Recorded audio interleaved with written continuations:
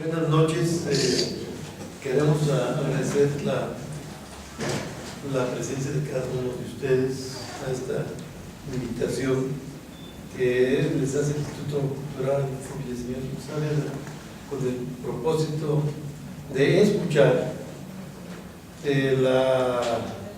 los comentarios y las reflexiones por cuanto a Guadalajara de una gente que sin duda tiene un prestigio bien ganado a lo largo de muchos años como tapateólogo, posiblemente el tapateólogo más conspicuo de esta región. Vaya, pues, sea el señor arquitecto Guillermo García Oropeza, que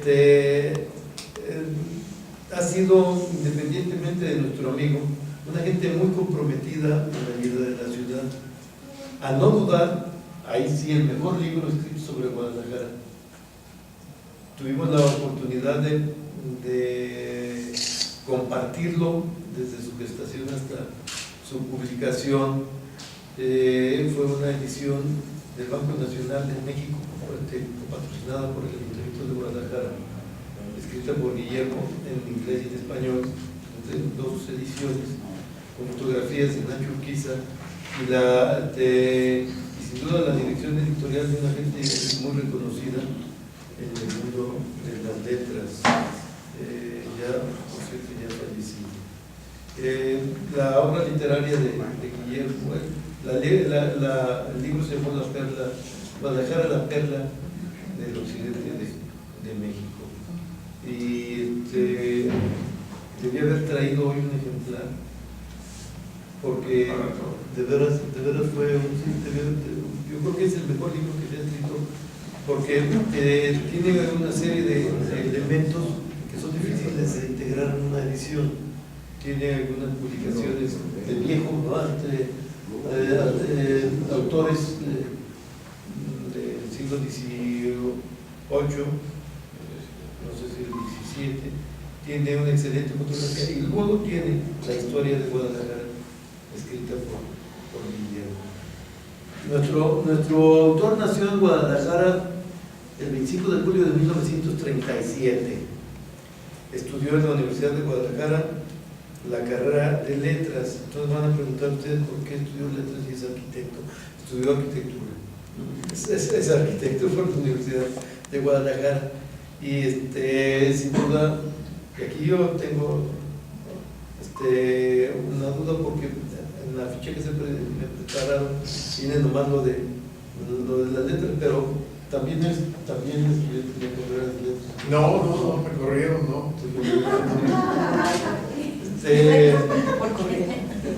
Estudié en 1966 en la Universidad de Yale, estudié en la Universidad de Cincinnati y en el Baucentrum de Rotterdam. Sí. Entonces hay un libro, iba a decir librito, pero es una edición no muy larga me imagino que debe haber sido la tesis doctoral es algo de Rotterdam. Sí, pero sí, son unas narraciones. Es miembro del Sistema Nacional de Creadores de Arte. Ha escrito a la fecha más de 30 libros, entre otros Benditos Caprichos, de crónica narrativa, viaje y acercamientos al rural y a la arquitectura mexicana contemporánea, así como la cultura occidente de México. Una parte importante de su obra ha sido traducida a varios idiomas. Es periodista además y con publicaciones en la revista Siempre, en el periódico Mural, en el Informador y una gran cantidad de publicaciones. Es un hombre que no necesita realmente presentación. Acá hay lugares jóvenes, no huyan. No necesita presentación, es un hombre liberal, es un hombre con ideas absolutamente comprometidas con las mejores causas de la sociedad. Y yo creo que lo mejor que podemos hacer pues, es dejar que nos platique la audiencia, como se dará cuenta, ya me están llegando jóvenes y por algunos jóvenes con más años, pero en el ánimo todos forman parte de esta sociedad que no deja de sorprenderse todos los días por los acontecimientos que parecen inagotables para incluso las mentes más febriles. Pero bueno, vamos a recibir a nuestro invitado.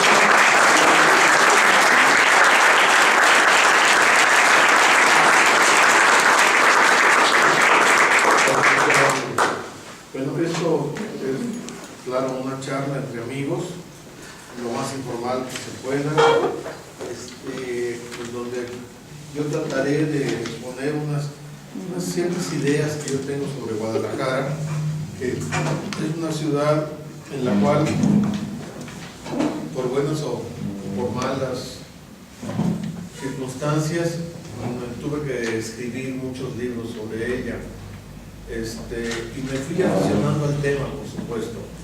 Recuerdo el libro que menciona Eugenio, que es un libro muy bello con las fotografías de ese gran fotógrafo Nacho Urquiza, que por cierto Nacho Urquiza curiosamente no es un fotógrafo de ciudades o de arquitecturas, sino que es un fotógrafo de comida, ¿sí? Ustedes saben, la fotografía moderna está sumamente especializada y Nacho es el mejor fotógrafo mexicano de platos. Entonces, echó el plato de Guadalajara, es una gente encantadora y bueno, quizá él me ayudó a ver ciertas cosas que yo no había notado de esta ciudad. Yo nací aquí, en Guadalajara, hace muchísimos años, como oyeron ustedes, pero no soy un verdadero tapatío, es decir, trato de definir que un verdadero tapatío es aquel que desciende de tapatíos, cuando menos de jaliscienses. No, yo soy hijo de migrantes, mi padre era zamorano, mi madre era mazatleca, me eduqué en el hogar materno, con gentes del norte. Para mí me destetaron con café negro y me dieron de comer tortillas de harina con machaca. Para mí los recuerdos culinarios que son muy importantes son norteños definitivamente. Me educaron algo que me hizo muchos años después, la cultura del béisbol. Todavía no sé qué es un fuera de lugar. Entonces vengo de las tierras bárbaras, pues, del norte. Cada año me llevaban, en pleno agosto, en julio y agosto, me llevaban a Guaymas, que es como ir al infierno. Entonces, para mí Guadalajara fue siempre algo que se veía desde afuera. Mis parientes norteños, quizás eso sea una característica muy de los norteños, quizás sobre todo los sonorenses, desconfían de los tapatíos, de la gente del sur, ¿no? A las cuales, según entiendo, llaman guachos, una palabra que en México significa muchas cosas distintas. Y no son gentes que les dan miedo. El norteño se siente siempre un poco asediado en Guadalajara y, en fin, no llega a integrarse nunca. Quizá por eso, en mi caso personal, siempre he visto Guadalajara un poco desde afuera. Bueno, he tratado de entender a Guadalajara, que es una ciudad distinta. Cada ciudad es, por supuesto, única. Es una ciudad distinta, creo, a otras ciudades del país. Y existe sobre todo un triángulo de referencia con la Ciudad de México y con Monterrey. Guadalajara se da vis a vis frente a la Ciudad de México y frente a Monterrey, para buenas o para malas, generalmente para malas, ¿no? Y bueno, ha desarrollado en esta geometría nacional, ha desarrollado una personalidad propia.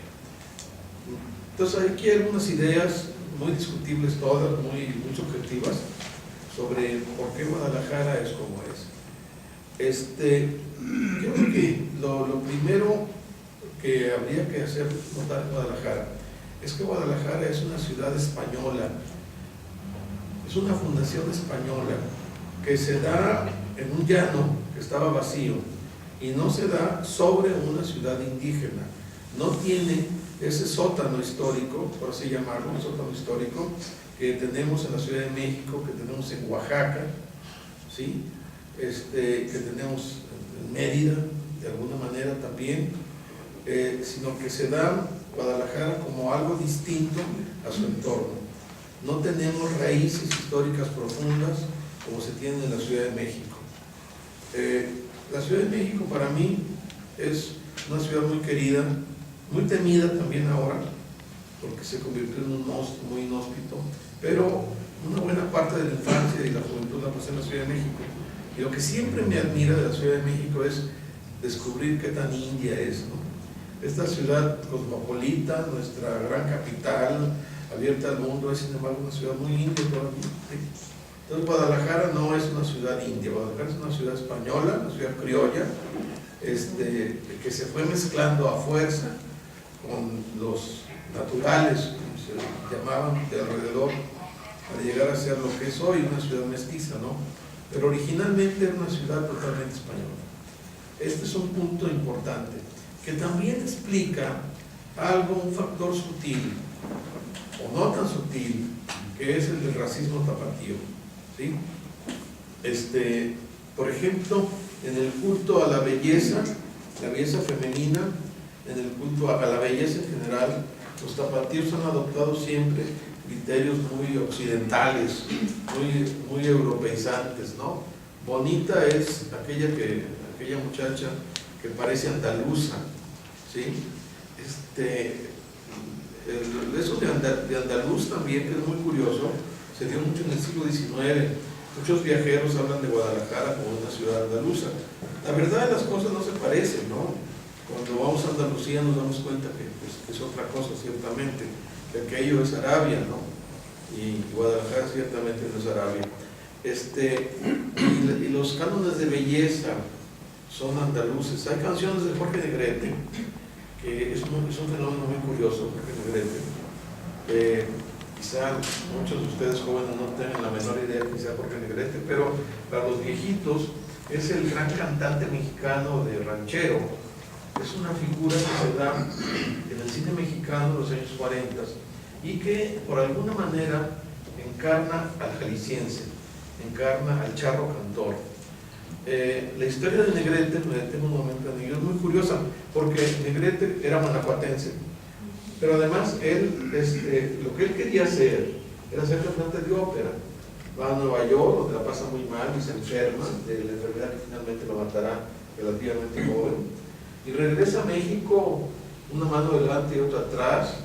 Tiene la desgracia de casarse y por lo tanto de ganar dinero, y entonces Jorgito se ve obligado a agarrar la chamba que le dieran, y le dan una chamba en el cine de charro cantor. Entonces Negrete se siente muy mal porque dice: oye, dame la de cantante de ópera. No, le dan una chamba para la siguiente película de charro cantor. Y Negrete encarna, curiosamente, de una forma maravillosa, al charro cantor jalisciense, ¿sí? Es un charro cantor más o menos situado en la zona de Tepatitlán, ¿no? Las referencias cinematográficas son siempre de ahí, más o menos. Y Jorge Negrete cantaba la belleza andaluza de las jaliscienses, ¿no? Y particularmente de las tapatías. Esto es muy curioso, que ciertamente no se va a dar en Oaxaca, ni en Mérida, ni en Morelia, ¿no? Esto es otra cosa. Guadalajara, pues, tiene una hermandad, o más bien una ascendencia española que no ha desaparecido del todo. Pese a que hoy por hoy los españoles sean muy poco importantes en Guadalajara. No hay en Guadalajara una colonia española grande. Yo tengo algunos amigos españoles muy queridos, todos ellos refugiados, republicanos, gente de izquierda, pero son muy poquitos. No hay esa presencia que se dio mucho tiempo en la Ciudad de México. Entonces Guadalajara, pues, punto número 1, es una ciudad española, para bien o para mal. Ahora, una ciudad española rodeada de pueblos de indios, ¿sí? Eso es también cierto, ¿no?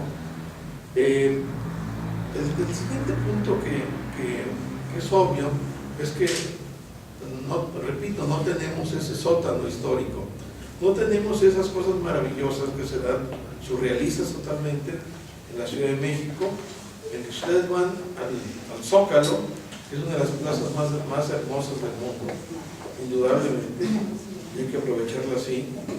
Se encuentran de repente que en una esquina del Zócalo hay unas ruinas aztecas, ¿no? Ahí, unas ruinas aztecas que se han abierto como una herida histórica, ¿no? Entonces uno de repente está en el siglo XIV y XV y en el siglo XXI, ¿no? Guadalajara no tiene ese sótano maravilloso. No, si excavamos aquí encontramos sal, no vamos a encontrar pirámides, ¿no? Bueno, la otra cosa que es muy, muy curiosa es que Guadalajara nace fuera de la conquista de Cortés. Es decir, Cortés llega, Cortés es espero que Eugenio no me contradiga, pero Eugenio, yo pienso que Cortés es el fundador del sistema político mexicano. Claro. O sea, era Cortés un hombre extraordinario, extraordinariamente malo también, indudablemente, pero que tiene la sensibilidad de darse cuenta de la crisis nacional, ¿sí? De la crisis nacional que ya entonces era muy, muy grave, y aprovecharla para su conquista. O sea, para conquistar México con indios, ¿no? Eso es políticamente sensacional. Yo creo que es un caso único en la historia, ¿no? Esa habilidad política de don Hernán, y además, pues, de que a la hora de la hora, don Hernán le atora a la conquista y hace cosas francamente desmesuradas, ¿no? Por ejemplo, y por eso hay dos cosas que a mí me impresionan mucho de la conquista: que Tenochtitlán cae por un asedio naval, y para el asedio naval Cortés hace barcos, manda traer los instrumentos, los elementos de los barcos a la costa de Veracruz, ¿sí? O sea, no estamos acostumbrados a pensar en la conquista de México como un asalto naval, pero eso fue lo que pasó en realidad.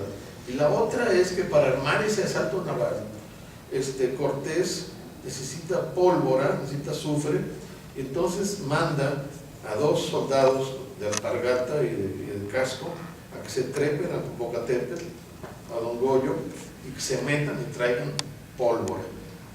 Los soldados que van acompañados de indios, los cuales no se meten al volcán, por supuesto, ¿no? Eran mucho más sensatos que los españoles. Pero hay una desmesura en la conquista, un gran tono. Cortés es un personaje de gran tono, y es una conquista portentosa. Yo creo que es uno de las grandes historias de la historia, la conquista de México. Y hay muchos historiadores, inclusive norteamericanos, que han escrito libros maravillosos sobre la conquista, aunque ninguno, claro, tan hermoso, tan entrañable como el de Bernal Díaz del Castillo. Bueno, Guadalajara no es parte de la conquista de Cortés, no. Guadalajara va a tener otro origen. Y aquí nos topamos con un personaje que nosotros recordamos muy poco, y que yo quisiera en esta noche dedicarle una especie de homenaje, y que es don Nuño Beltrán de Guzmán. La definición de Nuño Beltrán de Guzmán, que a mí se me ocurre, la única, y voy a utilizar una expresión que usaba don Miguel de Cervantes, y que le encontrarán frecuentemente en el Quijote, para que no me acusen de mal hablado, o de mal hablado innecesario. Yo creo que Nuño Beltrán de Guzmán es un gran hijo de puta, ¿no? Y aquí hay que matizar un poco, porque hijos de puta hay muchos, ¿no? Muchos. Seguramente ustedes conocerán, pues, ahí alguno o algunos cuantos, pero ser un gran hijo de puta es algo que merece especialidad, doctorado, maestría, talento, genes, ¿no? Esto es lo que es Nuño Beltrán de Guzmán. Pero en una época muy cruel, que es la conquista, Nuño Beltrán de Guzmán es uno de los hombres más crueles, más desalmados, más malvados, más terribles que nos podamos imaginar. De esta manera es un genio del mal, ¿no? Y todo esto es muy necesario, porque Nuño de Guzmán no tenía por qué haber sido así. Nuño de Guzmán nace en Guadalajara, de España, en la Guadalajara del Alcarria, más o menos a principios del siglo XVI, no sabemos cuándo. En realidad sabemos muy poco de Nuño de Guzmán, pero nace en esa Guadalajara, y es un niño bien, es un noble, su familia tiene dinero, lo educa y todo, e incluso lo conecta políticamente. Núñez de Guzmán se va a vivir a la capital política de España en ese momento, que no era Madrid, sino que era Toledo todavía, y en Toledo el rey se da cuenta de su existencia y le ofrece una misión. Es donde va a comenzar su trayectoria meteórica Núñez de Guzmán. Antes de seguir, quisiera decir que Guadalajara, de España, es una ciudad bastante medianita. Yo creo que nadie lo va a ver más que los tapatíos que van a Madrid. Está cerca de Madrid, está cerca de Alcalá, sobre todo, de la Universidad de Alcalá. Es una ciudad medianita, con algunas cosas bonitas, unas cuantas, pero es una ciudad de provincia, ¿no? No es una gran ciudad. Ahora, es mucho más importante que el pueblo Ramón donde nace Hernán Cortés, ¿no?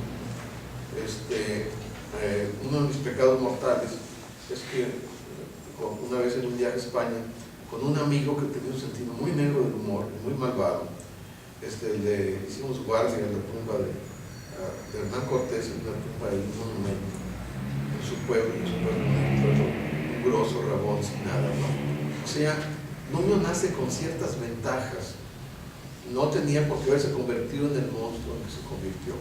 Bueno, Nuño es enviado por el rey Carlos, si mal no recuerdo, es enviado a lo que se llamaba la provincia de Pánuco. Esta provincia de Pánuco era en realidad un poco lo que yo creo es el sur de Tamaulipas, y ahí llega, en zona tropical por supuesto, tierra caliente, ahí llega Nuño, y se da cuenta que su gubernatura es una zona una tierra muy hostil, muy desagradable, llena de mosquitos y de bichos venenosos, caliente y pobre. No hay minas. Entonces, pues él viene a América a enriquecerse, por supuesto. Entonces inventa algo muy importante, es el tráfico de indios. Captura indios, los quema con un hierro y los vende en Cuba, los vende a cambio de ganado. Al final de su gubernatura, el Pánuco está despoblado, pero en cambio tiene una floreciente ganadería. Es el inventor del negocio del tráfico de seres humanos en México, ¿no? Ese es uno de los pecados que seguirá cometiendo durante toda su trayectoria, ¿no? Como ven, es una figura sumamente cruel, pero que sin embargo, pues esos pecados no hacen que el rey le pierda confianza. Entonces el rey decide que el gobernador de Pánuco debe de tener otro trabajo muy importante políticamente.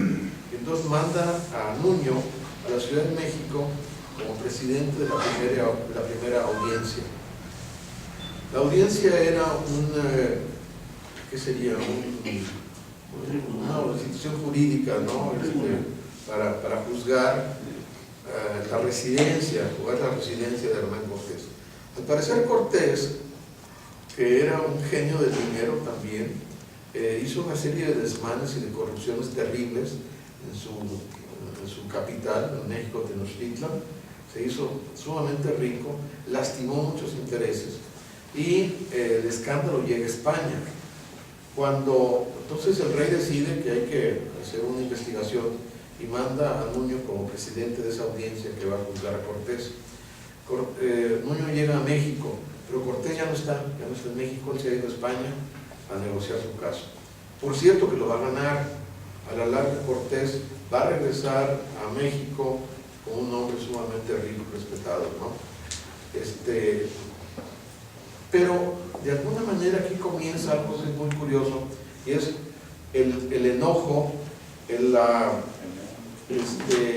envidia, el rencor de Nuño contra Cortés. Y entonces decide, en un momento de locura, superar a Cortés. Sí, bueno. La actuación de Nuño en la audiencia es mezclada. Por una parte hace obra, pues entonces los políticos hacían obra, compra tierras para la ciudad, porque él la había dejado sin tierras totalmente, y una ciudad española tenía tierras públicas, ¿no? Entonces, inicia varias obras, entre otras ayuda a la iglesia, ayuda a los franciscanos a que construyan la iglesia de San Francisco, que está en la calle de Madero, ahora zona peatonal, y una iglesia encantadora, que es la de Santo Domingo, está atrás de la SEP, mal no recuerdo, frente a la plaza de Santo Domingo. Su iniciador es Don Beltrán de Guzmán. Bueno, pero hay algo que está mal en Nuño, y entonces es un hombre conflictivo, y entonces comienza a haber una serie de pleitos con la iglesia. Pelearse con la iglesia era en ese momento suicida, ¿no? Hay violencia incluso en su pleito con la iglesia, prenden a un predicador, lo sacan a patadas del templo. Hay una serie de desmanes absurdos de este pleito de Nuño contra la iglesia, que ya entonces estaba dirigida por Fray Juan de Zumárraga. Además tendrá una consecuencia muy seria. La historia de México en la colonia está en manos de la iglesia. O sea, los historiadores son gentes de iglesia. Entonces, pelearse con la iglesia es pelearse con la historia. Quizá por eso le dio tan mal a Nuño, ¿no? O sea, cometió un grave error político. Nuño, pues, crea mala sangre, mala atmósfera, y entonces, quizá para salir del atolladero, decide que en vez de quedarse como presidente de la audiencia, se va a lanzar a una conquista de un territorio nuevo que será más grande que el de Cortés. O sea, su gran aventura será la de superar a Hernán Cortés.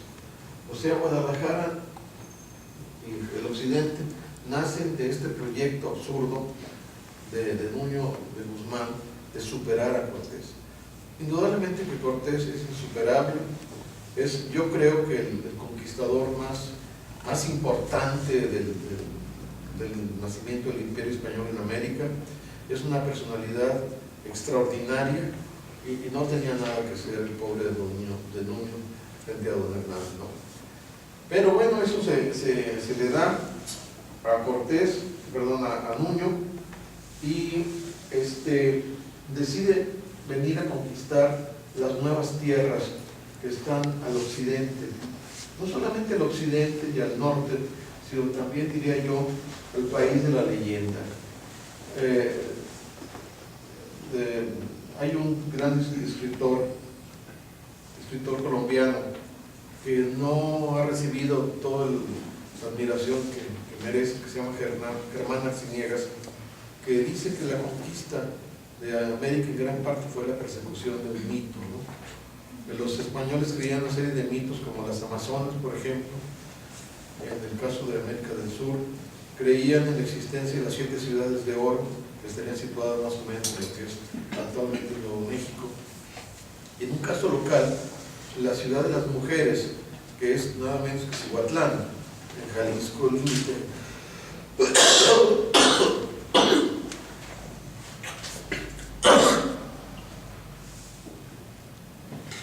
con Colima.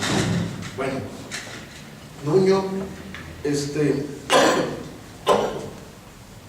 armar una expedición, pero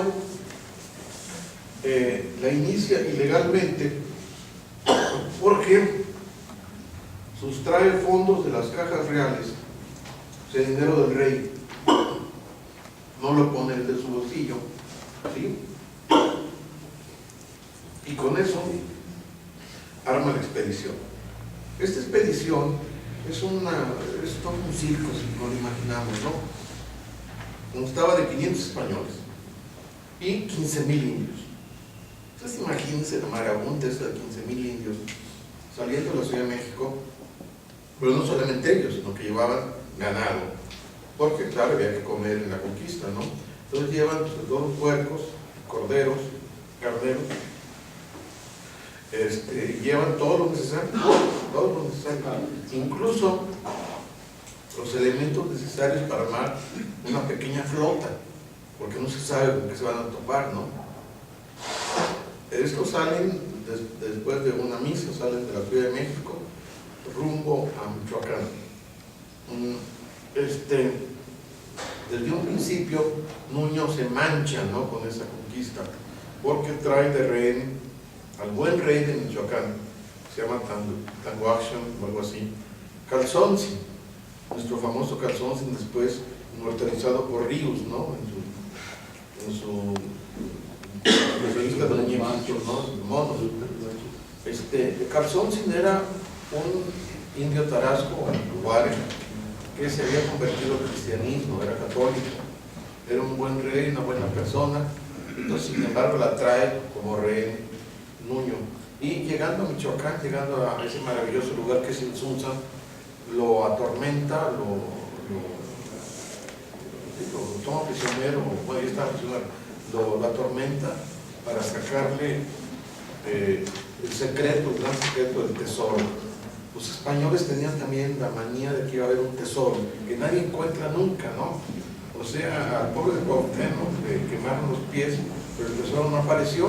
En el caso de Calzonsi también lo atormentan con un tormento muy cruel, que es amarrarlo con sogas húmedas y estirarlas, y sin embargo no confiesa, porque seguramente no había ningún tesoro. Calzonsi será ejecutado finalmente, y todo esto genera un pánico en los indios respecto a Nuño de Guzmán. Por eso, cuando Nuño de Guzmán cruza Jalisco, viene precedido por la fama del gran villano, ¿no?, el gran hijo de puta. Y además refrenda su fama con una victoria por el rey de Cuitzeo, al cual ejecuta de una forma espantosa, que le gustaba a Nuño, que era aperrear, o sea, tirarle perros bravos para que se lo comieran, ¿no?, comieran vivo. Esto es horrible, pero esto lo repite cada vez que puede, pues se le divertía mucho a Nuño aperrear a los caciques indios. De ahí que cuando llega a Guadalajara, al Valle de Oaxaca, donde está Tonalá, lo único que falta es que salgan a recibirlos las centrales obreras, ¿no? Se le da una recepción afectuosa, cariñosa, con mantas y bata de guerra y todo, y un banquete que le da la cacica gorda de Tonalá. Se rinde, ¿no? O sea, esta parte de Jalisco se rinde a Nuño de Guzmán, pero todavía, por supuesto, no hay nada de Guadalajara. Nuño de Guzmán parte de estos éxitos iniciales, y entonces divide su ejército en tres partes, o sea, de 150 por Piocha, 150 españoles por 200 por no sé, división, como se llama, para emprender una conquista, pero una conquista desmesurada, porque va a incluir a lo que es Jalisco, lo que es Nayarit, lo que es Zacatecas, lo que es Durango, lo que es Sinaloa, y llega hasta tierra de Sonora, ¿sí? O sea, es un inmenso territorio el que conquista de alguna manera Nuño de Guzmán. Un territorio vacío, no hay ninguna ciudad importante, es una zona ya de indios salvajes, de indios desconocedores de la arquitectura de piedra y de la gran cerámica, una tierra salvaje que se va a luchar sangrientamente por muchos años. Las guerras indias van a continuar hasta el siglo XX, al menos en el norte, en el mero norte, en Sonora, y este conflicto humano se inicia con Nuño de Guzmán. Sin embargo, él continúa en esa conquista, dirigiendo una de las fracciones del ejército, y la conquista es exitosa, destruye 800 pueblos que son quemados y aperrea a infinidad de indios importantes, establece un régimen de terror, ¿verdad?, y de pillaje en todo este territorio. Nuño de Guzmán necesita, y aquí entra ya por fin Guadalajara, ¿no?, de Guadalajara, que necesita una capital, pero como él anda montado a caballo en la guerra, le encarga a algunos de sus subordinados que le funden una ciudad. Esa ciudad se va a llamar, por supuesto, Guadalajara de Indias. Y hay varios intentos en la zona del norte de Jalisco, Zacatecas, de fundar Guadalajaras. Se fundan varias Guadalajaras. Esas Guadalajaras son destruidas por los indios en la guerra. Y hay vestigios de ellas, se pueden visitar los sitios, pero ninguna de ellas tiene la buena suerte de poder quedarse, de establecerse y de crecer. Por fin, claro, hay una fundación en el Valle de Atemajac, y es aquí donde vendrá esa leyenda, no sé qué tan cierta sea, pero que es bonita, ¿no? En donde Guadalajara se queda gracias a una mujer. Podríamos decir que Núñez de Guzmán es el padre ausente de Guadalajara. Es como tanto macho mexicano que abandona a la mujer, abandona al hijo, ¿verdad? Y sigue en la aventura. Pero afortunadamente Guadalajara tiene buena madre, y esa buena madre será Beatriz Hernández. Qué tan mitológica sea, qué tan cierta, no sé. Si ustedes la quieren conocer, hay una Beatriz Hernández muy guapa que está a un lado del Degollado. A un lado del Degollado hay una placita que quizá muchos tapatíos no conocen. Algunos de mis hijos no la conocen, por eso les digo. Es que se llama Guadalajara de España, que en donde hay una especie de homenaje a la Guadalajara española del alcalde. Ahí va a haber una escultura del primer alcalde de Guadalajara, Ibarra, y de doña Beatriz. ¿Sí? Ahí se genera una especie de zarzuela de la conquista histórica. Es un lugar curioso, ¿no? Hay que visitarlo un día que el domingo vayamos al centro. Beatriz Hernández seguramente no es que fuera una heroína, sino que era una mujer cansada de tantas andanzas y cansada de tantos cambios, ¿no? Entonces decide que aquí nos vamos a quedar, que no nos vamos a ir, que aquí haya indios o no haya indios, porque los hombres quieren irse porque es peligroso, pero ella decide que no, aquí nos quedamos. Y bueno, como siempre sucede, la voluntad de la mujer se impone y Guadalajara se queda aquí. Hay una nómina interesante que consideran los historiadores de los fundadores de Guadalajara. Son unas familias que están catalogadas por origen: andaluces, castellanos, vizcaínos, gallegos, o sea, de los territorios de Isabel. No hay catalanes porque esos pertenecían a la herencia del rey Fernando, ¿no? Y son excluidos de los primeros años de la conquista. Bueno, se funda Guadalajara en el famoso 1542. Ya para entonces tenía escudo de armas que lo había mandado el rey desde antes para otra de las Guadalajaras. Ese escudo de armas es muy conocido, por supuesto, pero en la plaza Tapatía hay una estela en donde está el principio de la redacción de la carta del rey para conceder el escudo de armas a Guadalajara. Se funda Guadalajara y se funda al poniente del río San Juan de Dios. Se funda siguiendo los lineamientos de las ciudades españolas, que tenían que ser hechas con manzanas cuadradas de más o menos 100 varas por 100 varas, y perfectamente trazado todo geométricamente, un poco siguiendo el viejo modelo del castrum romano, del campamento romano, ¿no? Yo que es el origen de todo esto. El rey de España, Felipe II, que era un burócrata muy trabajador, era un rey muy trabajador, muy triste, ¿no? Es el que va a redactar todos los reglamentos, la normatividad para la fundación de las ciudades españolas en América. Se impone lo que se llama, en términos de urbanismo, la planta de ajedrez, la planta ajedrezada, donde cae el llano, el cerro, el mollo, no importa. Bueno, Guadalajara es una ciudad, ya una vez que se establecen las primeras familias, muy pequeña, poco a poco va a crecer, pero también poco a poco va a tener problemas de supervivencia, porque hay varias ocasiones en que Guadalajara está a punto de desaparecer, no ahora por ataques de indios, sino por lo de siempre, el norte, ¿no? Ya entonces la tentación de irse al norte era muy fuerte, y había rumores de encuentros de minas en Sonora, o de las famosas ciudades de oro de Nuevo México o lo que fuera. Entonces se van los tapatíos y dejan la ciudad casi desierta. La ciudad sobrevive de milagro y entonces van a pasar algunas cosas que la van a reforzar. La primera y más importante, que va a tener una gran consecuencia en la vida de la ciudad, es que Guadalajara se apodera del obispado de Compostela. El primer obispado estaba en Compostela y, según entiendo, hubo problemas muy serios de inundaciones y cosas así, y además lo malsano del clima. Y entonces alguien tiene la idea genial, no lo sé, lo voy a averiguar, de traerse el obispado a Guadalajara. Este es el mejor y peor negocio que hemos hecho, traernos el obispado a Guadalajara.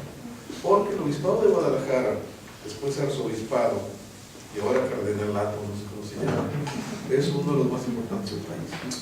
En su tiempo yo pienso que era uno de los más ricos también, y esa riqueza pues se puede ver. Ustedes van, tienen influencias clericales, utilícenlas para que los inviten a la catedral a ver el tesoro de la catedral. El tesoro está en la parte de atrás de la catedral y es un tesoro impresionante, ¿no? La cantidad de vasos sagrados que hay, custodias de oro con diamantes. Es verdaderamente apabullante la riqueza que tenía ese arzobispado, ¿no? Pese a que se queje la iglesia de los atracos que le hizo el gobierno liberal y todo eso, pero era sumamente rico. Entonces Guadalajara se convierte en un obispado importante, una de las claves para la conquista espiritual de México. Y con los obispos y los curas van a llegar los frailes y las monjas. Entonces Guadalajara se va a convertir en una ciudad de conventos. Para darnos cuenta de lo que esto significa, en términos urbanos, yo soy urbanista, pues, y estudié urbanismo, entonces siempre lo veo, tengo la manía de verlo así, de esa manera. Pero Guadalajara es una ciudad que en 1810, o al principio del siglo XIX, tenía 30,000 habitantes, una ciudad pequeñísima. Si vemos las plantas, hay unos planos de Guadalajara preciosos, coloniales, nos damos cuenta que esa ciudad pequeñita está llena de conventos y de iglesias. Están los franciscanos, están los dominicos, están los agustinos, están los oratorianos, llegan los jesuitas luego, están los mercedarios, que estaban ahí junto a la catedral, están muchas órdenes de monjes, entre otras, unas muy ricas, que tienen una situación preciosa, que era la Santa María de Gracia, tiene una gran huerta, un viridario precioso. Está lleno de expresiones religiosas. Guadalajara pues se convierte, por lo tanto, en una ciudad clerical. De ahí que en Guadalajara la fuerza de la iglesia haya sido siempre muy, muy grande, ¿no? Bueno, no en vano, no quiero ofender a nadie, pero yo pienso que Juan Sandoval es uno de los hombres más poderosos, si no el más poderoso que hay en esta ciudad, ¿no? O sea, sigue siendo una presión, pese a todos los desgastes y apariciones de otras congregaciones religiosas o de otras religiones, todo, sigue siendo sumamente fuerte. Y por ejemplo, creo, no quiero mentir, pero el seminario de Guadalajara sigue siendo uno de los mayores del mundo, mucho mayor, por ejemplo, que el de Los Ángeles, los de Nueva York. ¿Por qué? Bueno, pues es el origen ahí, ¿no? O sea, aquí pegó muy bien la iglesia. Esto implica además que la iglesia va a generar al menos una institución muy importante para Jalisco, para Guadalajara y para Jalisco, que es el seminario. El seminario de Guadalajara va a educar a las élites tapatías hasta el siglo XX. ¿Sí? Si nosotros analizamos la biografía de los tapatíos ilustres, la mayor parte de ellos pasan por el seminario. No necesariamente para ser sacerdotes, pero sí para recibir una educación superior. Porque la Universidad de Guadalajara llega muy tardíamente y es muy pequeña, no viene a modificar las cosas, llega muy tardíamente en la colonia. Y el siglo XIX es un desbarajuste en lo que es la educación superior. Y que la única institución firme, bien asentada, es el seminario. Y pues que Guadalajara sea una ciudad levítica, una ciudad cuyas joyas arquitectónicas son en un 99% religiosas. Ahí están pues todas las conocemos, ojalá que las conservemos. Está la más bonita, Santa Mónica, San Felipe, Jesús María, Santa Teresa, la Merced, la catedral, el templo, algunos han desaparecido, el templo Santo Tomás desapareció, perdón, la escuela Santo Tomás de los Jesuitas, Santo Domingo, en fin. Y solamente habría dos instituciones, dos edificios que no son eclesiásticos, uno de ellos a medios, claro, que es el Palacio de Gobierno y el Hospicio. Pero lo que fuera de eso, la arquitectura civil de Guadalajara es muy poco. Bueno, entonces queda pues el hecho de que Guadalajara se convierte en una ciudad neolítica gracias a lo que hayamos traído el obispado aquí. Bueno, otra característica de la isla de Guadalajara de Nuño es que es una ciudad institucional, es una ciudad que tiene de todo, tiene palacio, es cabeza de un reino, tiene un palacio de gobierno, tiene tribunales, tiene en un momento hasta casa de moneda, tiene todo, o sea, es una ciudad miniatura, una broma de ciudad porque tiene todas las instituciones, de ahí que Guadalajara nació para ser la capital de un gran reino. El problema es que el famoso reino nunca llegó a consolidarse, ¿sí? Nuño de Guzmán quiso llamar a su conquista el reino de Castilla de la Mayor España, El rey, por supuesto, no le pasó el nombrecito y le quedó en Nueva Galicia. No tiene nada que ver Nueva Galicia con Jalisco, fuera de que está nada más al poniente, al occidente, pero no se parece nada a Galicia, a Jalisco o al territorio del reino de Nuño. Este reino pues era un sueño, no sé cómo decirlo decentemente, de Nuño, una loquera de Nuño, ¿no? Entonces parece reino que sí estaba ahí, pero estaba vacío, hace una ciudad diminuta, que es la capital, pero sin las bases. Nunca tuvimos el presupuesto, no había minas, las tierras eran relativamente pobres. Mis amigos ricos y realistas de Guadalajara dicen que todas las personas de Guadalajara eran de ricos maiceros, ¿no? No se dio la riqueza azucarera, no se dio la riqueza cafetalera, no se dio la riqueza ni siquiera tabacalera, ¿no? No se dio nada de eso, de las grandes cosechas de exportación. Se daban vacas y mazorcas, nada más, ¿no? Entonces, Guadalajara, una conclusión evidente, importante, es que fue una ciudad pobre, una ciudad sin millonarios. Hay nombres de los ricos de Guadalajara, pero eran unos riquillos, ¿no? Comparados con los grandes señores, como por ejemplo don Josep de la Borda, que fue el minero de Tasco, ¿no? ¿Sí? Uno de los millonarios más maravillosos de España, o los grandes señores, el conde de Romo, lo que sea, de Guanajuato. Los riquillos de Guadalajara eran riquillos y nada más que eso. Y una ciudad pobretona, pero que, eso sí es muy importante, trabajaba lo menos posible. Los españoles no venían a trabajar exactamente a Guadalajara. Además, ¿en qué trabajaban? No había industria, la agricultura era pobre, entonces, pues, burocracia, comercio. Guadalajara poco a poco se fue convirtiendo en un paso comercial hacia el noroeste del país, pero muy, muy poco. Entonces, no había dinero. De ahí que los tapatíos se harán, no sé si llamarlos codos, o llamarlos, debe haber una palabra más bonita, codo. Se hicieron cuidadosos con su dinero y vivían muy modestamente, vestían modestamente, pero no se dan los lujos esos preciosos que vemos en los cuadros coloniales de cómo vestía la nobleza de España, no se dan las grandes mansiones. Yo no conocí el Palacio Cañedo, pero no serán esos palacios maravillosos que encontramos en Guanajuato, en Querétaro, en Puebla, en la Ciudad de México, ¿no? La Ciudad de México es que rebosaba de palacios. Son casas bien hechas de adobe, chaparronas, con su huerto, muros muy gruesos, adaptadas a un clima muy benévolo como es el de Guadalajara, y se acabó. Pero no hay ningún lujo, ¿no? La vida de esos tapatíos coloniales era una vida muy normal. Se levantaban a misa, bajaban a desayuno y almuerzo, e iban a trabajar lo más tarde posible. Acuérdense aquel dicho tapatío que decía que un negocio que no te da para llegar a las 11 de la mañana, mejor déjalo. No somos récords, no somos regiomontanos.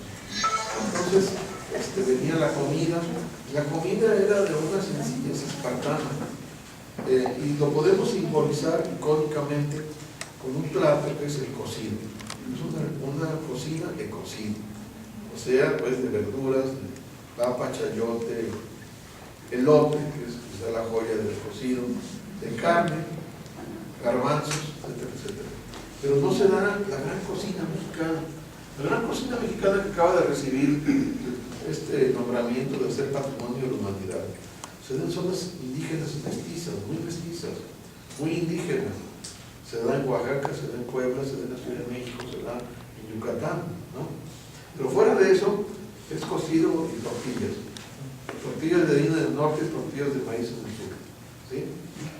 Se vive muy modestamente, y sin embargo, decía Cornejo Franco, que Guadalajara permitía a todos sus habitantes cometer un pecado mortal todos los días. Yo no sé cómo, la verdad, no sé cómo. Era una ciudad sobrevigilada, las únicas fiestas eran las fiestas patronales de la iglesia, había toros de vez en cuando, el teatro nunca progresó, la música era muy sencilla, las costumbres eran sumamente aburridas, y siguieron siéndolo por mucho tiempo, ¿no? Yo creo que Guadalajara todavía hoy es una ciudad muy aburrida. ¿Cuántos teatros tenemos? ¿Qué calidad de teatros tenemos, por ejemplo, ¿no? En fin, ¿en qué se divierte uno? Bueno, siempre hay, cuando uno quiere, siempre hay forma de divertirse, pues, pero no es fácil hacerlo aquí. No hay grandes espectáculos, no hay grandes exposiciones, no hay nada. Pero es una herencia colonial, eso era así. Bueno, la ciudad de Guadalajara, colonial, va a tener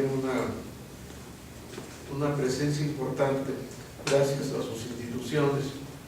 De aquí salen gentes importantes, por ejemplo, y aquí habría que hacer un capítulo especial, recordar a los padres franciscanos que logran hacer una especie de ciudad de Dios dentro de Guadalajara, donde está San Francisco, Aranzazú, había aparte un convento y otras iglesias, y era una zona, una ciudad de Dios franciscana que mandaba misioneros al pueblo norte del país, ¿no? De alguna manera, en un momento dado, espiritualmente California es provincia de Jalisco, ¿no? Este es un pensamiento que se me hace muy curioso. De aquí salieron esos monjes, iban a pie, ¿sí? Bestialmente, de una distancia bestial de aquí a San Francisco, por ejemplo, ¿no? Bueno, lo hacían. Recordemos que el México precolombino es un México de andarines, de gente que camina, no había caballos, ¿no? Entonces todo el comercio, todas las guerras, todo se hace a pie, todo se camina, ¿no? Bueno, Guadalajara tiene pues ciertos méritos importantes en la civilización del noroeste del país. Y sus instituciones albergaron a muchas gentes que venían de allá. Todavía la generosa Universidad de Guadalajara, que yo conocí, ya no existe. Ahora es una compañía anónima de Cristina Padilla, ¿no? Bueno, esa universidad generosa abría sus puertas a muchachos de Nayarit, de Sinaloa, de Sonora, de Baja California. Yo lamento que se haya determinado, porque era algo realmente muy importante para el país, ¿no? Guadalajara institucional pues sobrevive y hace sus servicios. Bien, los estilos desde el punto de vista artístico, no se alarmen, no dura mucho esto. Los estilos artísticos de Guadalajara son muy sencillos. Siglo XVI, prácticamente no hay nada. El siglo XVI, Guadalajara es fundada en 1542. Yo recuerdo haber visto una o dos casas, si mal no recuerdo, casas nada del otro mundo, muy viejas, posiblemente del siglo XVI. El XVII y el XVIII son, claro, más bien representados. Hay un barroco tapatío que es, voy a emplear una palabra femenina, pero creo que es la única que ajusta aquí. Es un barroco mono, ¿no? No es un barroco maravilloso. No es una pista de Tasco, ni es San Martín de Pozos Largos. Es un barroco mono. En canterita, una cantera amarilla que es el gran lujo de Guadalajara. Un barroco moderado. El barroco en México siempre es moderado, comparado con los grandes modelos italianos y algo españoles, no italianos. Cuando uno va a Roma dice, esto es otra cosa, ¿no? Esto es otra cosa. No, lo de aquí es así sólido, bonito. A mí me gusta mucho, lo quiero mucho, ese barroquito. El barroquito de San Felipe, de Jesús o de Jesús María, sólido, fuerte, sencillo, claro. Y había ciertos lujos, había ciertos retablos, pero creo que el mejor de todos fue destruido en los años 30, el que estaba en San Francisco de Asís. Lo quemaron políticos importantes de una fugaz izquierda. Había otras cositas bonitas. Y luego está el caso de la catedral. La catedral es toda una historia por sí misma, ¿no? La catedral de Guadalajara comenzó siendo un jacalón, la primera universidad fue un jacalón de adobe con un techo de vegetal, ¿no? Pero luego se decidió hacer una gran catedral. Esa catedral se hizo muy lentamente porque nadie soltaba el dinero. Era como entonces como ahora, se hizo una comisión tripartita para financiar la catedral, pero los dineros no abundaron, ¿sí? Finalmente esto sigue siendo cierto, ¿no? Yo estoy seguro que si los ricos tapatíos beatos, que son muchos, se juntaran en un gran banquete y le regalara a cada uno de ellos 10 millones al cardenal para hacer la Basílica de los Mártires, tendríamos una basílica en un año, ¿no? ¿Sí? Pero por supuesto que eso no va a suceder. Lo mismo pasó con la catedral. La catedral lentamente se hizo con planos traídos de Sevilla por alguien que jamás había conocido Guadalajara, y bueno, se hizo como se dio a entender, ¿no? Yo como arquitecto pienso que tengo que construir un edificio, me mandan de España mis papelotes ahí, y bueno, pues a ver qué hago, ¿no? A ver qué hago sobre esto, a ver, y si no, pues ahí me modifico un poco, ahí maestro, pues muevo el humor un poquito, o sea, porque así se hacían las cosas. Esa catedral tuvo un mal momento, cuando llega un temblor y le tumba las torres. Hay grabados siglo XVIII, yo creo, que se ve la catedral. Se ve la catedral del XIX, como era, con unas torres chaparras, ¿no? Bueno, las torres actuales, que son el ícono de Guadalajara, se hicieron en el siglo XIX. Y tiene una historia que es muy curiosa. El obispo, no me acuerdo cómo se llamaba, manda a llamar al arquitecto Gómez Ibarra, un viejo tapatío, un arquitecto de buena mano, es el que hace también San José, y le dice que quiere que le ponga unas torres a catedral. Y entonces el obispo se lanza el puntadón maravilloso, surrealista, a sacar un plato ahí de su comedor, un plato de porcelana, donde estaba una catedral gótica, no sé de dónde. Y le dice, quiero que copie esas torres, del plato. No le da ni siquiera plano, le da un plano. El arquitecto dice, bueno, para empezar, no hay quien trabaje el gótico. Dos, si le pongo unas torres góticas se van a caer en el primer temblor.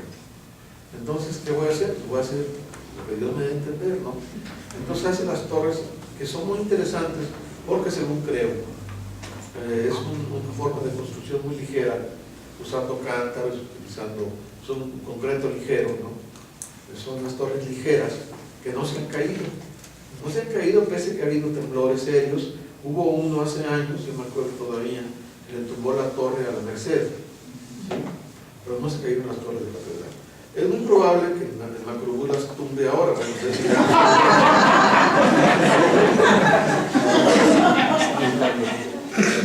pero no duden, no duden, porque ya la se vibración prueba ahí, y de noche, sin camión, sin ¿no? gente, ¿Verdad? no pasó nada. Hacia el túnel que abrieron junto a la catedral, bueno, ahí están todavía las torres que son el símbolo de Guadalajara.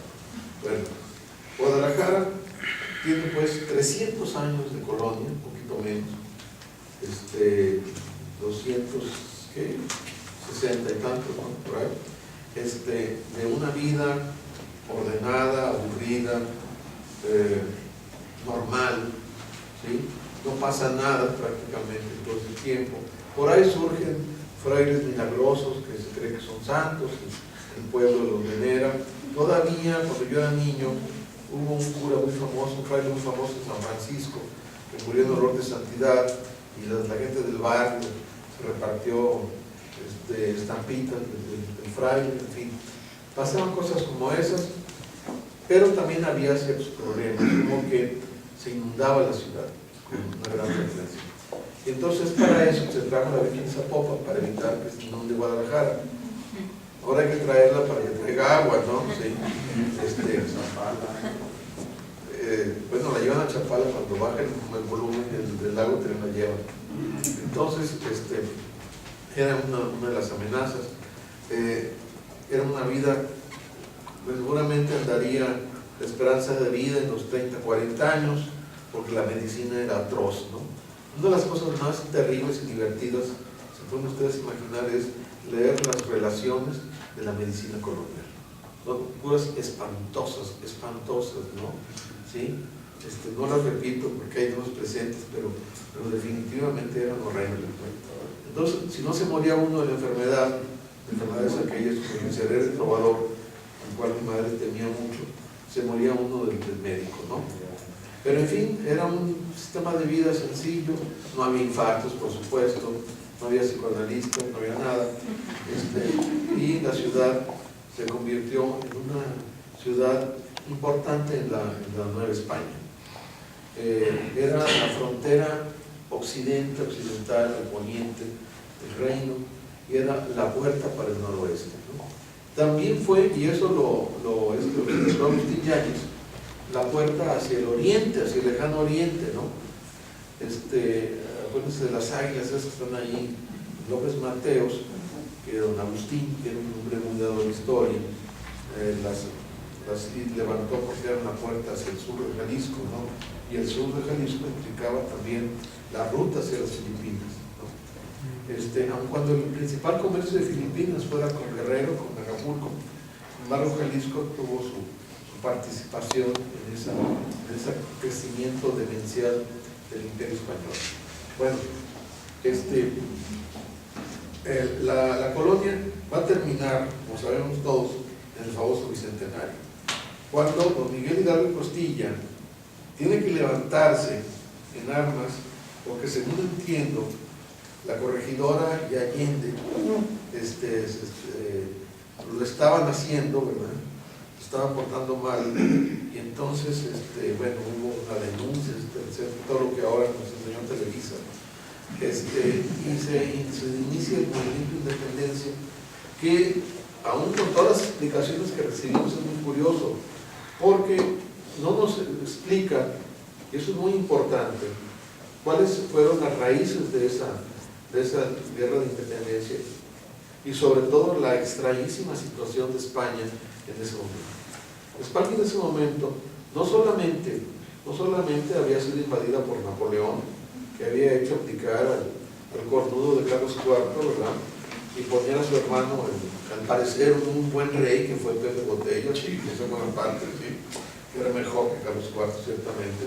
No solamente estaba la amenaza francesa y el levantamiento de los españoles, la guerra de independencia española, el 2 de mayo, y Goya y todo eso, sino que además estaba en una efervescencia liberal. Hay una coincidencia del nacimiento del liberalismo en América Latina y en España.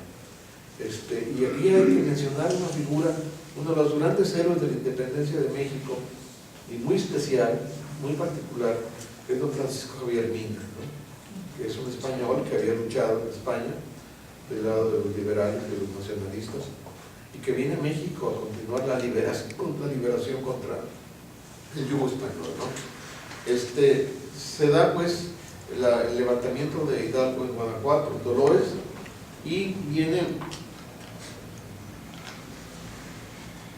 la cruenta, la sangrienta toma de Guanajuato, en donde se masacra a muchos gachupines para el gran regocijo de los indios, pero además esto le da el carácter temible al levantamiento de Hidalgo, que cuando llega a Guadalajara es recibido también con los puertos abiertos, con bailes, celebraciones, te deum, todo, y lo recibe además un periódico insurgente, que es el Espectador Americano, el cual, en cuanto pierde Hidalgo, se convierte en un periódico realista, ¿no?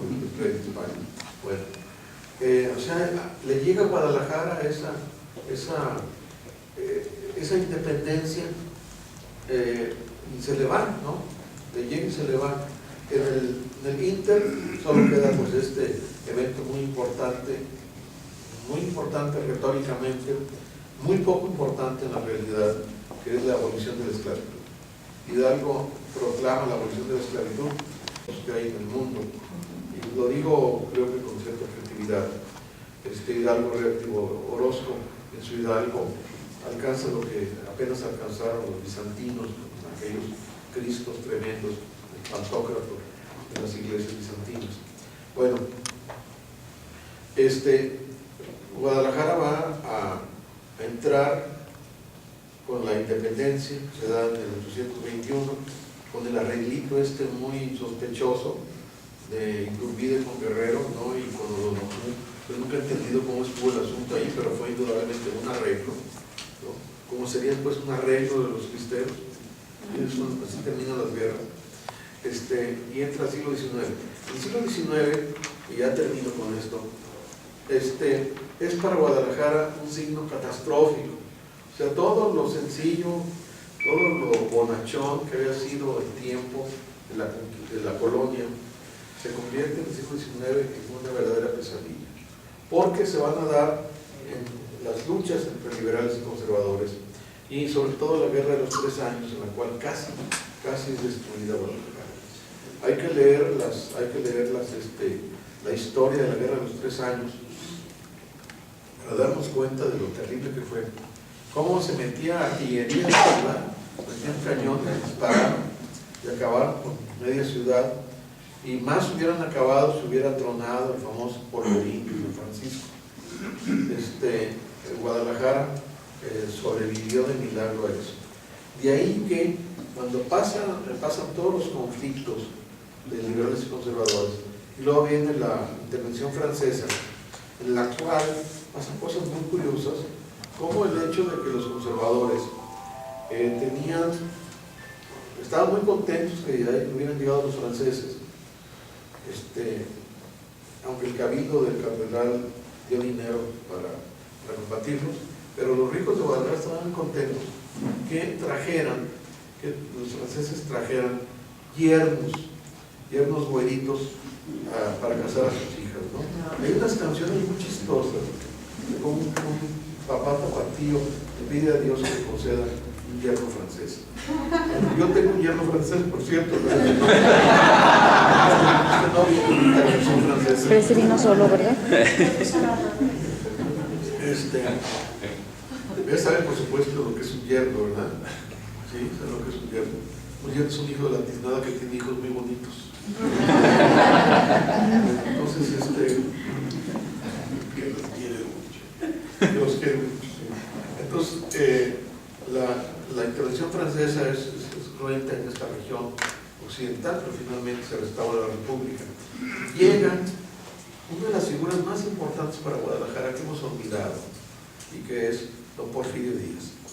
Don Porfirio Díaz es recibido por los tapatíos hartos de un siglo fabuloso con un gran alivio. Porfirio Díaz, para bien o para mal, y no voy a defenderlo, trae una prosperidad a la ciudad. Y Guadalajara se afrancesa.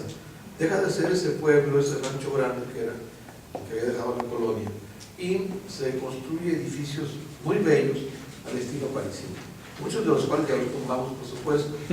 Yo recuerdo, por ejemplo, el edificio de las fábricas de Francia, que era verdaderamente portentoso, el Hotel Imperial y muchos más. Guadalajara sea francesa gracias a la nueva estética que impone Porfirio Díaz, que quería que México se sumara al concierto de las naciones civilizadas, ¿no? Hay un romance entre Porfirio Díaz y Guadalajara, porque Guadalajara también le gusta a Díaz, y sobre todo Chapala, y le gusta venir a Chapala a gozar de vacaciones, sus vacaciones. Yo que era una ciudad paradisíaca, Chapala en ese momento, por porfirismo, unas casas italianas bellísimas, ¿no?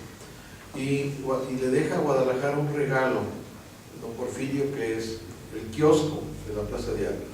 Ese kiosco traído de París, la bestialidad, lo trajeron de París, y que muestra unas diosas muy guapas, con unos preciosos senos y unas piernas muy suculentas. Es un regalo de ese amorío entre Guadalajara y don Porfirio. Hay unas relaciones muy, muy bellas de las fiestas que hacía Guadalajara cuando venía Porfirio Díaz, de los grandes bailes de recepción, en que toda la gente conocida, toda la gente rica de Guadalajara, se emocionaba hasta las lágrimas para ir a bailar, ir al baile, donde iba a estar presente don Porfirio Díaz y doña Carmelita Romero Rubio Díaz, que por cierto le quedaba muy jovencita a Porfirio, pero ya tenía 20 y tantos años, ya era un viejo sesentón, ¿verdad? Pero en fin, el poder es hasta lloró. Entonces, Guadalajara pasa una época muy feliz con Porfirio Díaz. Hay todavía una serie de archivos fotográficos, como el de la querida Aurora Chávez Heijo, de la Guadalajara porfirista. Era realmente una ciudad muy bonita, y queda poco de ello, ¿no? Quedan por ahí unas casas. Yo tengo una comadre, Patricia Gutiérrez Castellanos, que tiene una casa porfirista, son bellísimas, ¿no? De ahí que tras de eso, la revolución en Jalisco Guadalajara sea poco importante. Vemos pasar las tropas, por supuesto. Villa tiene algunas acciones importantes en la región, pero nosotros no estamos involucrados como está involucrado Puebla o está involucrado el norte en la revolución. La verdadera revolución para Guadalajara va a ser la cristiana. Esa guerra que hay que ver con objetividad y posiblemente con un corazón muy generoso y abierto para perdonar y perdonarse, ¿no? Esa sí es la épica de Guadalajara del siglo XX. Después del porfiriato y las primeras 2 décadas del siglo XX, Guadalajara va a entrar en una época maravillosa. Yo creo que es la época más feliz de la ciudad. Es la época en que a la ciudad colonial se añaden las colonias. Se añaden las colonias, la llamada colonia europea o americana, francesa, nunca se ha sabido qué es. Todo lo que es la parte poniente de lo que era el sector Juárez y el sector Hidalgo. Esas colonias con calles llenas de árboles y con unas mansiones preciosas que las estamos destruyendo, ¿verdad? Así somos. Era una Guadalajara realmente maravillosa. Yo todavía de joven, hace muchísimos años, me tocó caminar por esas calles empedradas, una gran mayoría, con las flores esas bellísimas de la Cuaresma, la catarata, que recibió un homenaje a Salvador Novo, esa flor que inmolaba a los pasos románticos su alfombra.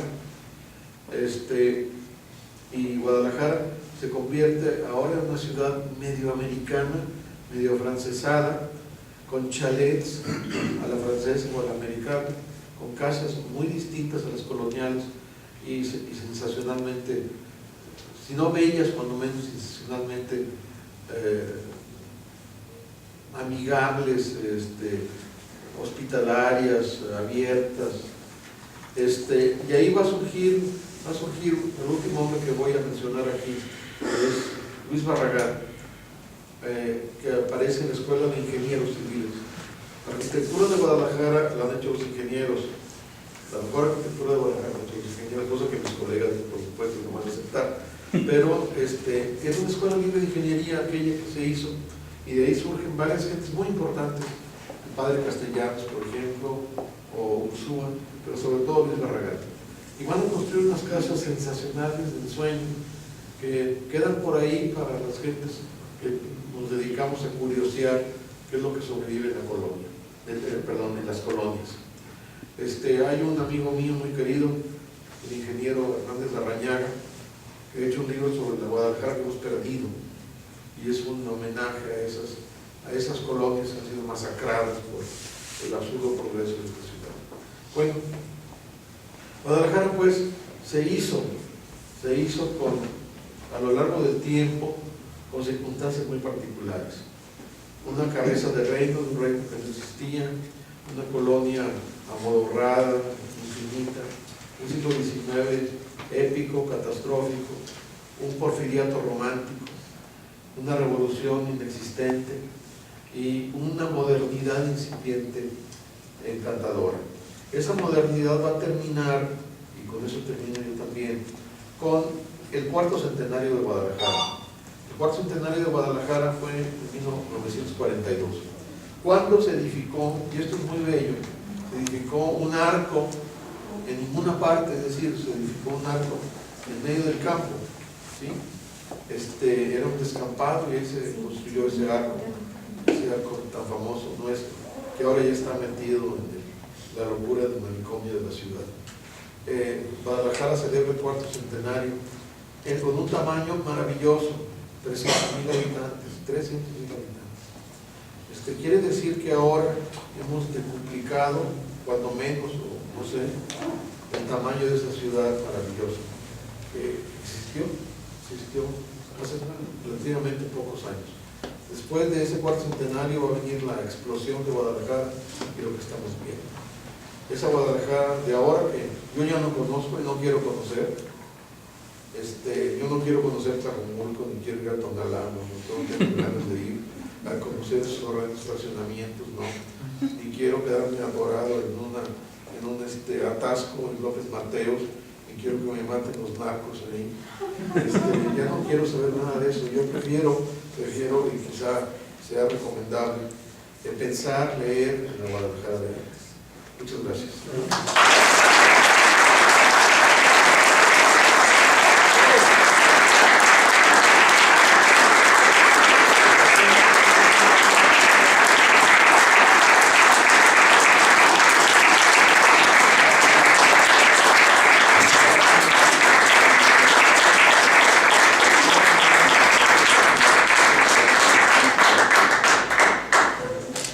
No tuvo desperdicio, ¿verdad?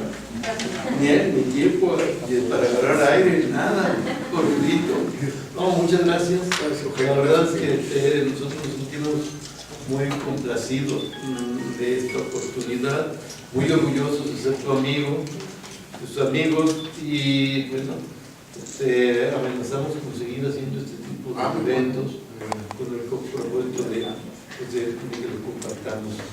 Ya hemos hablado con nuestros amigos, Magdalena González. La semana que entra va a estar aquí el licenciado Horacio Villaseñor, que nos va a hablar sobre movilidad a propósito de los riesgos de que se caigan las torres de catedral y el metrobús y todo ese tipo de cosas.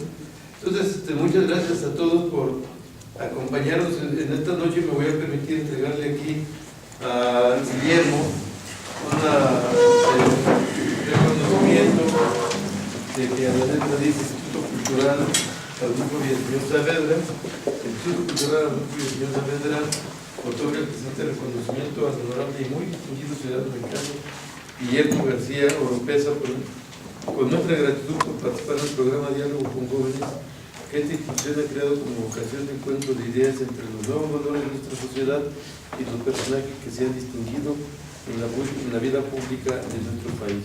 Otorgado en la ciudad de Guadalajara, Jalisco, México, 24 de noviembre del 2010. El presidente y el director general, el señor José Emilio Caso Álvarez. Si es que, uno más para la colección. Muchas gracias.